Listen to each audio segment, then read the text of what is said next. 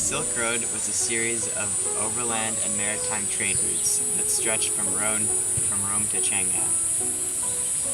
Although established during the Han Dynasty, the Silk Road thrived during Pax Mongolica, or Mongolian peace. Travelers of all sorts used the Silk Road, however, merchants were the most prominent travelers. Merchants, explorers, militaries, missionaries, messengers all faced the varying terrain and geography of the Silk Road. Covering 4,000 miles, a traveler could encounter geography from the arid Taklamakan Desert to the lush greenery in Italy. Perhaps the most important feature of geography on the Silk Road is the sheer size and landmass, stretching as it does. This means not only that climate may range from tropical to Arctic, but more importantly, much of the land is distant from large bodies of water, which may exercise a moderating influence on climate and be a source of moisture. The key to understanding locations of human activity along the Silk Road is water, or its absence, for nothing can live without it. To a considerable degree, the farther one is from open water, the drier the climate. In the Mediterranean area, the climate is subtropical near the coast. Mountains filled southern Europe, which continue into modern-day Turkey. To the southeast in Persia, the climate is arid. Persia is mountainous. Most of its land is above 1,500 feet above sea level. Also, in places where there are not mountains, there is barren desert. About 1/6 of Persia is desert.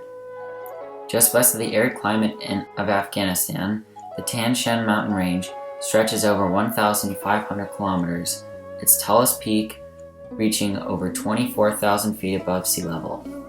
Travelers had to cross these mountains in order to reach the Taklamakan Desert. The Taklamakan Desert is one of the driest deserts in the world due to the rain-shadow effect caused by the Himalayas. There is very little water in the desert, and travelers would have to follow a path of oasis towns, but they would most likely not make it to the other side. Often called the land of irrevocable death, the name Taklamakan itself translates from Uyghur to "you can get in, but you can't get out." During the winter, the temperature drops to about -5 degrees Fahrenheit and 100 degrees Fahrenheit in the summer. Although horses were effective methods of getting from point A to point B in Europe, camels were the key to travel along the entire Silk Road. This is because camels have the capability to go distances without water that most other beasts of burden cannot. For example, camels are well adapted to the harsh conditions in most of Asia because they have nostrils that keep out sand during intense sandstorms, and they also have double eyelids that do the same thing. Camels along the Silk Road were capable of getting a traveler from one oasis town to the next on just a very small amount of water. Although Pax Mongolica generally brought peace to the Silk Roads, bandits were still a great danger. Bandits were all over the roads, but they were concentrated on the northern route between Donghong and Kashgar. Travelers tried to ensure safety in numbers, but this would also work against them because they would be slower targets with more treasure for the bandits. Along the dry, arid segments of the Silk Road, travelers would often experience mirages. Mirages are a great danger along the Silk Road, especially in the very dry places that have a scarce amount of water. Travelers would follow these illusions or mirages, sometimes for days, and eventually be led to their death. Monsoons seasonally hit India, south of the Himalayas. However, these monsoons could create a rain shadow effect north of the Himalayas along the Silk Roads, creating many of the deserts that the Silk Roads cross through. However, if the monsoon was intense enough, it could create a flash flood on the northern side of the Himalayas, which can be especially devastating for travelers at night.